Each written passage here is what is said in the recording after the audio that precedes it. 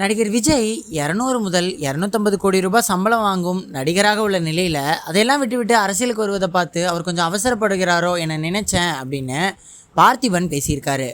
மேலும் எம்ஜிஆர் சூப்பர் ஸ்டாரின் அரசியல் அறிவிப்பு குறித்தும் விஜயின் அரசியல் அறிவிப்பு குறித்தும் பார்த்திபன் பேசியிருக்காரு. பார்த்திபன் இயக்கியுள்ள டீன்ஸ் திரைப்படம் கமல்ஹாசன் நடித்த இந்தியன் 2 படத்துடன் போட்டியாக ரிலீஸ் ஆக இருக்கு. 1000 தியேட்டர்களில் கமல் படம் வெளியாகிறது என்றும் தனது படம் குறைவான தியேட்டர்களிலே வெளியாகுது அப்படின்னு பார்த்திபன் சொல்லியிருக்காரு.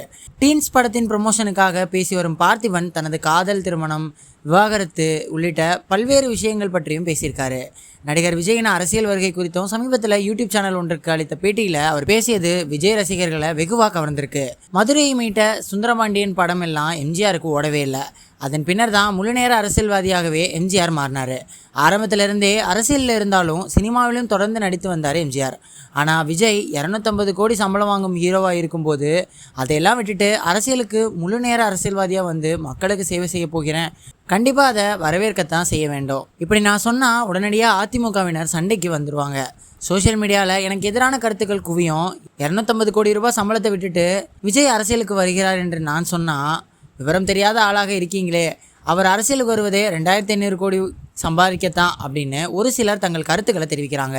அது வேறு கோணத்திலான கருத்து, அதை வரவேற்கலாம், அதை விவாதிக்கலாம். ஆனால் வெறுமனை திட்டுபவர்களை கண்டு கொள்ளக்கூடாது அப்படின்னு பார்த்திபன் பேசியிருக்காரு. தம்பி விஜயை இன்னமும் ஒரு 28 வயது இளைஞராகத்தான் நான் பார்க்குறேன். அப்படித்தான் அவரது தோற்றம், வேகம் எல்லாம் இருக்குது. கமல்ஹாசன் அரசியலுக்கு வரும்போது அவரது அறிவு, ஞானம், அனுபவம் என அனைத்தையும் வைத்துக்கொண்டு அரசியலுக்குள்ளே நுழைஞ்சார். சிரஞ்சீவி அரசியலுக்கு வந்தபோது அவர் மீது அழுகிய முட்டையெல்லாம் அடித்தாங்க. ஏகப்பட்ட ட்ரோல்கள், தேவையற்ற பேச்சுகள், ஏச்சுகள் குவியும். ஆனால் இதையெல்லாம் சமாளித்து விடலாம் என்கிற பக்குவத்துடன் விஜய் அரசியலுக்கு நுழைய காரணம் சம்பாதிக்கும் நோக்கம் எல்லாம் இல்லை அப்படின்னு சொல்லியிருக்காரு.